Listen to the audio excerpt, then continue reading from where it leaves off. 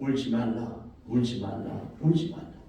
이것이 사랑의 하나님이 저와 여러분에게 주시는 메시지입니다. 저는 가나안 땅에 들어가서 하나님 말씀대로 가나안 족속들의 이방인들이 섬기는 우상을 섬기지 아니하고 너희는 나 외에 다른 신을 섬기지 말라 그랬으니까 그 말씀을 붙잡고 말씀대로만 살면 됐을 것인데, 안타깝게도 이스라엘 민족들이 이방 신들을 따라서 음란하게 섬기고 하나님 말씀에 불순종함으로 블레셋과 더불어서 나중에는 급기야 바벨론에 의해서 BC 722년에 완전히 나라가 멸망해버리고 말았습니다. 이 이야기는 하나님은 사랑의 하나님도 되시지만 죄를 지었을 때는 공의의 하나님이시다. 하나님 너희는 나 외에 다른 신을 섬기지 말라 이렇게 말씀하셨는데, 하나님을 섬기지 아니하고 이방 신들을 쫓는 이 이스라엘 민족들을 심판하신 것처럼 오늘날도 하나님은 하나님을 섬기지 아니하고 말씀을 벗어나서, 죄라고 하는 것이 관역을 벗어났다 하는 뜻이거든요. 하나님의 말씀을 떠나서 하나님 말씀대로 살지 아니하면 하나님의 심판을, 하나님의 징계를 받는다고 하는 것입니다. 로마서 6장 23절에는 죄의 싹은 사망이요 23절에는 모든 사람이 죄를 범하였음에 하나님의 영광이 이르지 못한다 그랬어요. 또 2장 9절에는 악을 행하는 각 사람의 영에는 환난과 곤고가 있다 그랬어요. 2장 8절에는 당을 지어서 진리를 따르지 아니하고 불의를 따르는 자에게는 진노와 분노로 하시리라 그랬어요. 그러면서 골로새서 3장 5절에는 너희 마음속에 있는 음란과 부정과 사욕과 악한 정욕과 탐심은 우상 숭배니라. 이것들로 말미암아 하나님의 진노가 임하느니라 그랬어요. 탐심은 우상 숭배인데, 탐심은 하나님보다 내 마음속에 더 귀한 것이 있을 때 그것을 하나님은 탐심이라고 부릅니다. 오늘날도 악한 마귀는요, 하나님보다 우리 마음속에 명예와 권세, 물질, 그래서 육신의 정욕, 안목의 정욕, 이성의 자랑을 더 하나님보다 섬기게 하려고 갖은 모양으로 그렇게 우리를 괴롭히죠. 그때 우리는 하나님의 공의를 생각하면서 나사렛 예수 그리스도의 이름으로 물리치고 하나님 앞에 경건한 그런 성결한 신앙생활을 통해서 영광의 삶을 살 때 하나님의 진도에서 벗어날 수가 있다고 하는 것입니다. 히브리서 9장 27절에는 한 번 죽는 것은 사람에게 정해진 것이요 그 후에는 심판이 있으리니 그랬습니다. 하나님의 공의는 하나님의 심판을 말합니다. 죄를 짓고 하나님 앞에 회개하지 아니하면 누구나 다 심판을 받습니다. 사울왕도, 가룟유다도, 아간도, 아나니와 삽비라도, 발람 선지자도 죄를 짓고 회개하지 않을 때 그들은 멸망을 받았습니다. 이것은 개인이나 국가나 가정이나 똑같습니다. 우리가 하나님 말씀대로 살아야 되지만 인간이 연약해서 말씀대로 살지 못할 때 바로 하나님 앞에 기도하고 회개해서 하나님의 용서함을 받아야 됩니다. 그래야만 하나님의 진노에서 벗어날 수가 있습니다.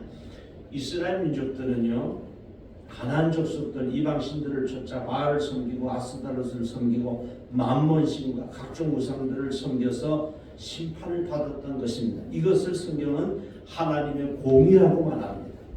죄를 지으면 누구든지 다 심판을 받는 것입니다. 그래서 여러분 항상 죄를 짓기 전에는 두렵고 떨리는 마음으로 하나님의 심판을 기억해야 합니다.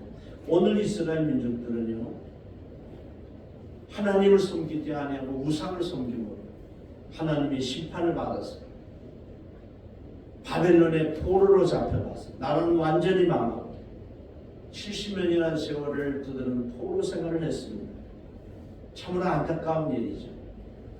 광야에서도 가데스 바네아에서 하나님의 말씀을 믿지 못하고 부정적으로 말하는 그 10명의 정탐꾼을 따라서 하나님을 신뢰하지 못하고 하나님을 의심하고 땅을 치고 그들이 통곡을 하면서 밤새도록 울고 난 후에 모세와 아론을 죽이고 딴 장군을 세워서 애굽으로 돌아가자고 할 때 그들은 하나님의 징계를 받았어요. 한 일주일 좀 쉬면서 노인들과 환자들이 좀 있어도 어린아이들 데리고 가도 한 달도 안 걸리는 그 적과 꿀이 흐르는 가나안 땅을 40년 동안 거기서 방황하다가 급기야는 20세 이상은 여호수아와 갈렙에는 한 사람도 들어가지 못하고 20세 후만 20세 이하의 자기 후손들만 적과 꿀이 흐르는 가나안 땅을 들어가게 됩니다. 여러분, 하나님의 공의는 상당히 무섭습니다. 이건 피할 사람이 없습니다. 이스라엘 민족들도 포로 생활을 하면서 하나님 앞에 회개했지만 1세대는 보통 30년을 잡거든요. 1세대 사람들은 거의 거기서 2세대까지 갔으니까 70년이니까 60년에서 10년이 넘어간 거죠. 거의 다 죽고 후손들만 예루살렘으로 돌아오게 됐습니다. 우리가 여기서 성경을 잘 생각을 해야 되는데, 다윗은 간음죄도 짓고 또 살인 교사죄도 짓고 인구조사에서 교만죄를 짓습니다. 근데 하나님 앞에 철저하게 회개해서 하나님의 나름대로 은혜를 입게는 되죠.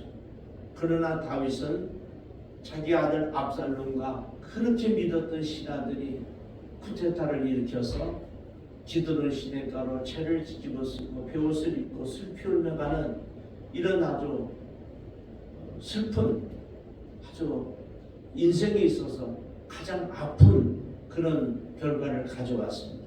그래서 우리가 죄를 지었을 때 회개하지 아니하고 회개한다 하더라도 하나님은 당대의 어려움을 갖게 되고 비로소 후손들에 가서 그 어려움과 고통을 풀어주는 것을 볼 수 있습니다. 그래서 여러분, 죄라고 하는 것을 아주 무서워해야 되고요, 악이라고 하는 것을 아주 철저하게 우리는 배제해야 되고요, 힘들고 어렵지만 우리 힘으로 능으로는 되지 아니하지만 성령의 능력으로는 될 수가 있잖아요. 그래서 성령 충만하다는 거예요. 그래서 성령님을 의지하자고 하는 거예요. 우리 힘으로는 될 수 없지만 성령의 충만함을 받을 때 우리는 악한 영들과 싸워서 이길 수 있고 죄와 싸워서도 이길 수 있고 죄를 범하는 데서 벗어날 수가 있는 것입니다.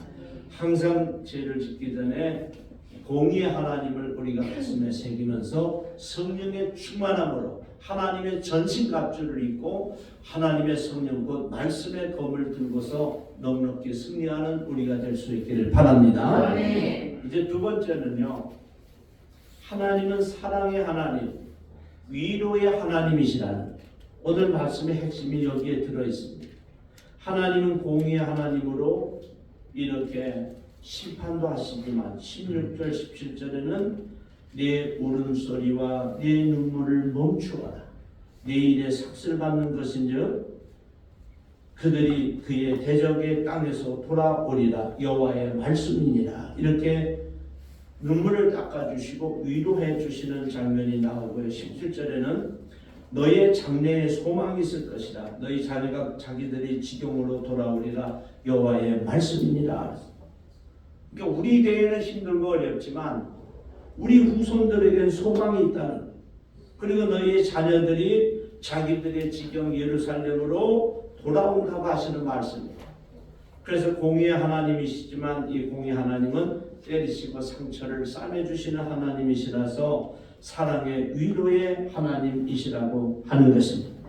이사야서 42장 3절에도요, 하나님은 상한 갈대를 꺾지 아니하시고 꺼져가는 등불을 끄지 아니하시고 진리로 공의를 베풀 것이며 그랬습니다.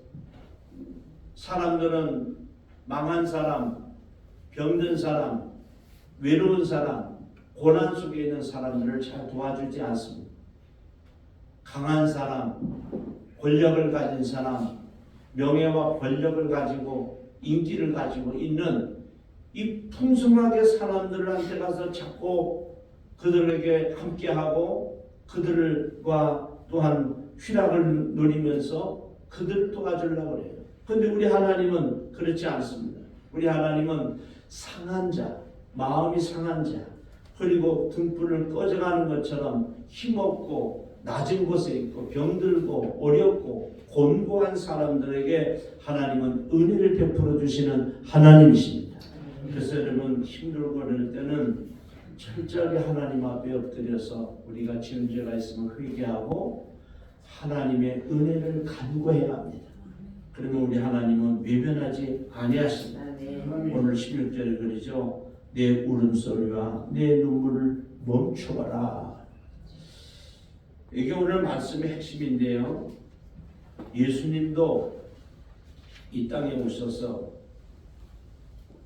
누가복음 7장에는 나인성 과부와 누가복음 8장에는 회당장 야이로 같은 이런 심령들을 예수님께서 아들을 살리시고 딸을 살리시면서 울지 말라고 당부하시는 내용이 나옵니다.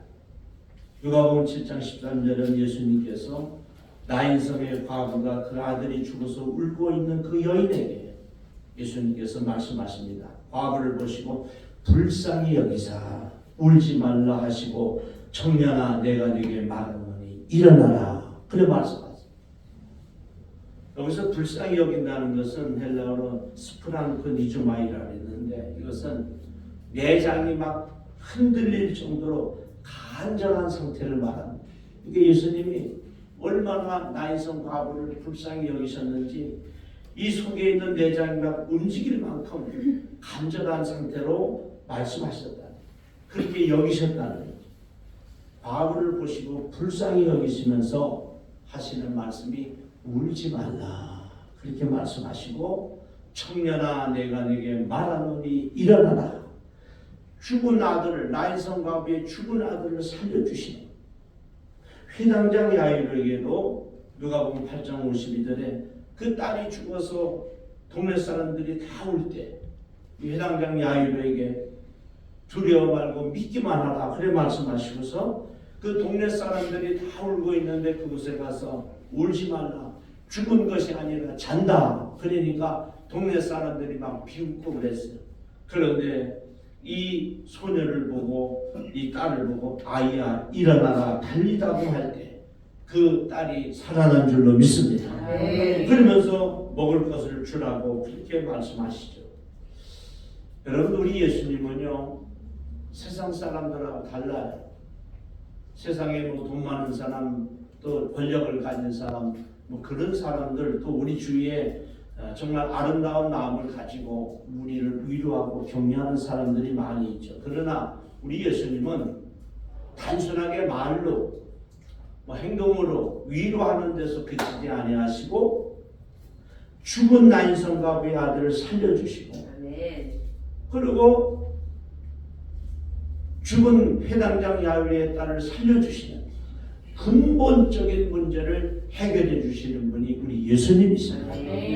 이게 예수님과 세상 사람들이 다른 거예요. 뭐 말로만 뭐 그것도 좋은 일이죠.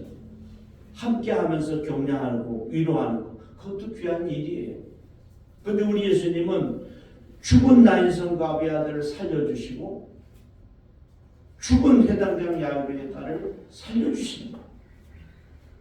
나면서부터 앞을 못 보는 바디메오에게 눈을 뜨게 하시고 다윗의 자손 예수여 나를 불쌍히 여기소서 할 때 예수님께서 그 눈을 띄워주시죠. 그래서 우리 예수님은 근본적인 문제를 해결해 주시는 그런 예수님이신 것입니다.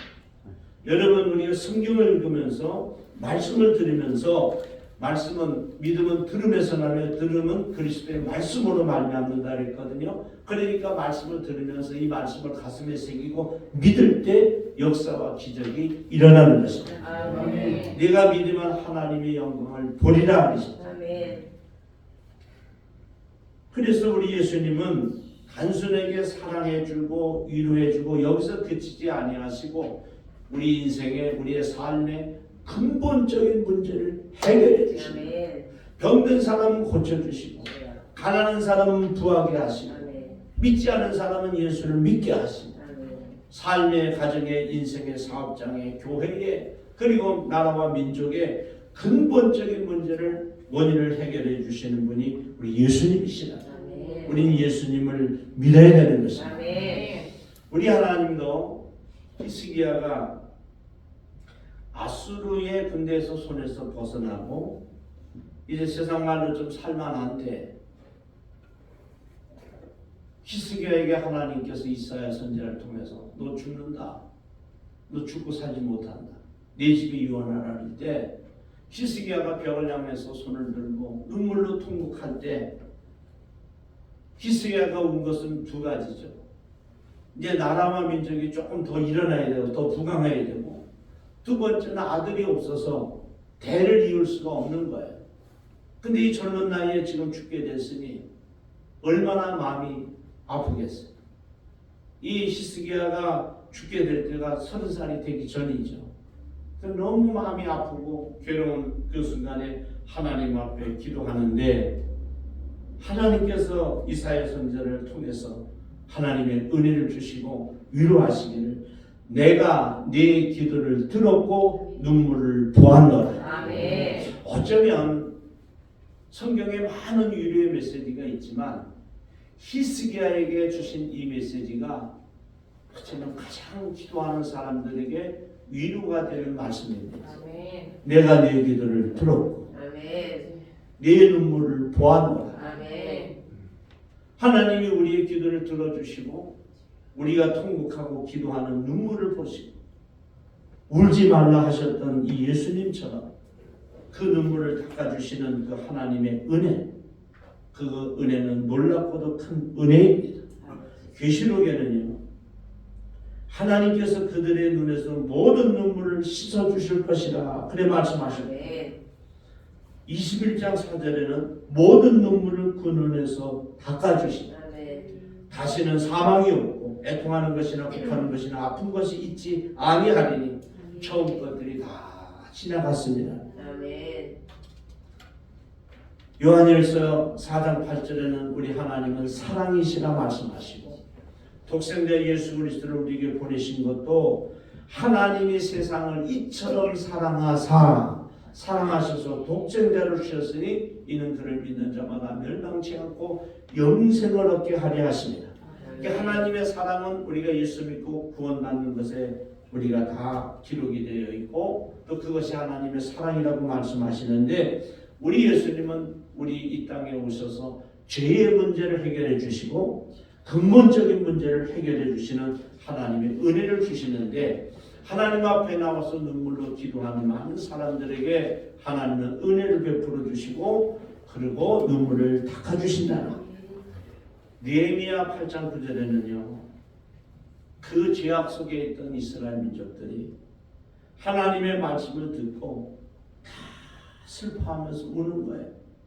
그러니까 에스라가 하나님의 은혜 메시지를 전하는데 오늘은 너희 하나님 여호와의 성일이니 슬퍼하며 울지 말라 하십니다. 울지 말라, 울지 말라, 울지 말라. 이것이 사랑의 하나님이 저와 여러분에게 주시는 메시지입니다. 오늘 16절의 말씀처럼 내 울음소리와 내 눈물을 멈추어라.